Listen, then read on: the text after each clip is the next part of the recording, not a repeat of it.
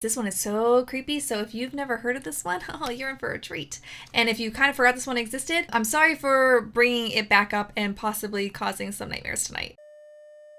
What's up, Rad Fam? I'm back again with another urban legend explanation, and today I want to dive into one of the creepiest, well, I think it's one of the creepiest, Japanese urban legends that are floating around right now. I mean, this one's been floating around for a long time actually, but it has to do with like the internet, so it's a relatively newer urban legend. But today I want to go over the urban legend. I want to explain maybe why people think it actually exists. Is there any grain of truth to this urban legend at all that we can find? Lots of questions to be answered, so let's get to it. If you've been a Rad Fam member for a minute, you know how these urban legend explanation videos go, but if not and you're new here, hi, hello, my name is Kaylina. I hope you join the Rad Fam by hitting the subscribe button today. I like to start off these videos with a basis of what we're talking about. So what is the urban legend? And kind of go from there once we have the gist of what it is.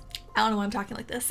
Okay, so to do that, I want to stop over to Wikipedia, my most beloved site on the internet, besides YouTube and Twitter and Imgur and Reddit.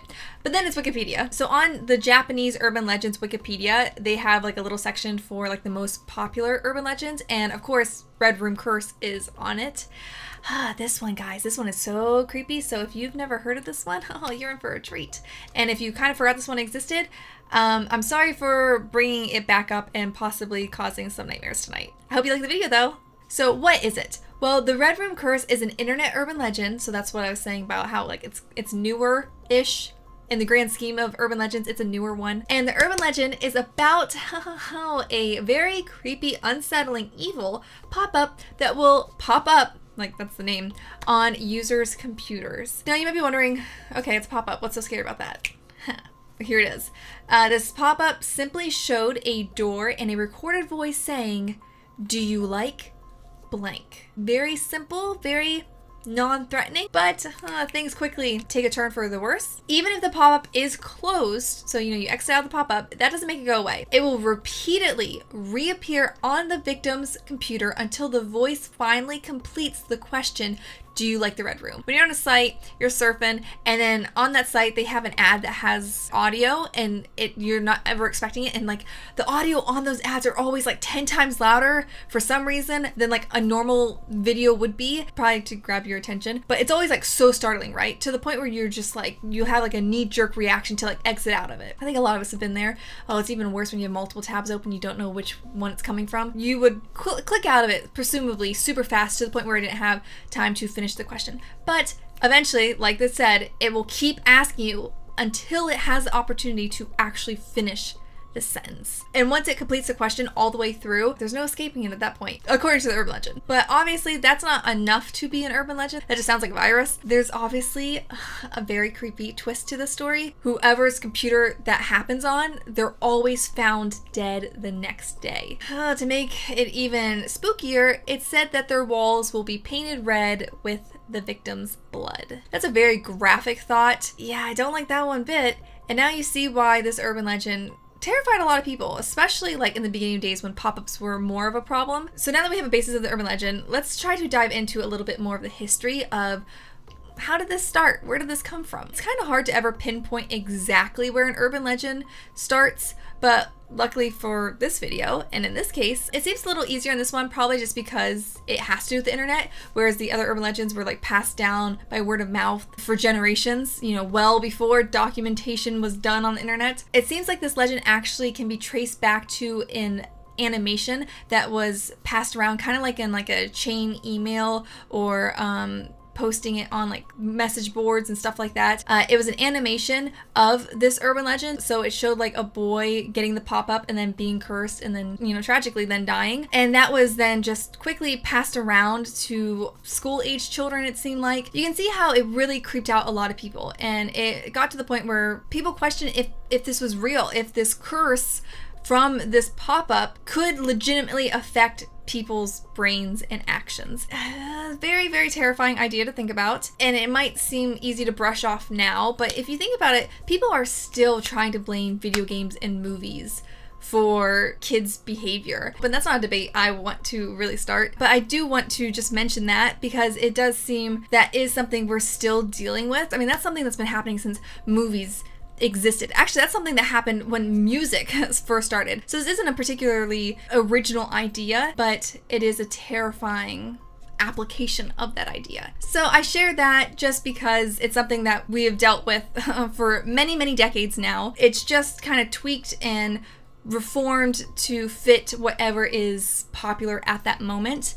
And in this case in time, it happened to be pop-up bats. And I think that is important to mention because it helps you better understand where people were coming from and how an urban legend can be believable for some people, or maybe not quite believable in a sense of like 100% it being truthful, but just the idea of maybe possibly there's a kernel of truth to it. So now that we got a basis of the history and a better understanding of what the Red Room curse is said to be, a little more information about it, like the vast majority of urban legends, there are going to be multiple variations of the same story. And one of the versions of the Red Room is that it is something that will pop up when a user is exploring the deep web. It's said that if a user is on the dark web, that this is where it originated from. So you're surrounded by scarier users apparently, and that you're never quite safe whenever you're using that. I don't really know too much about the deep web. I've seen a couple videos on it and a few movies where it was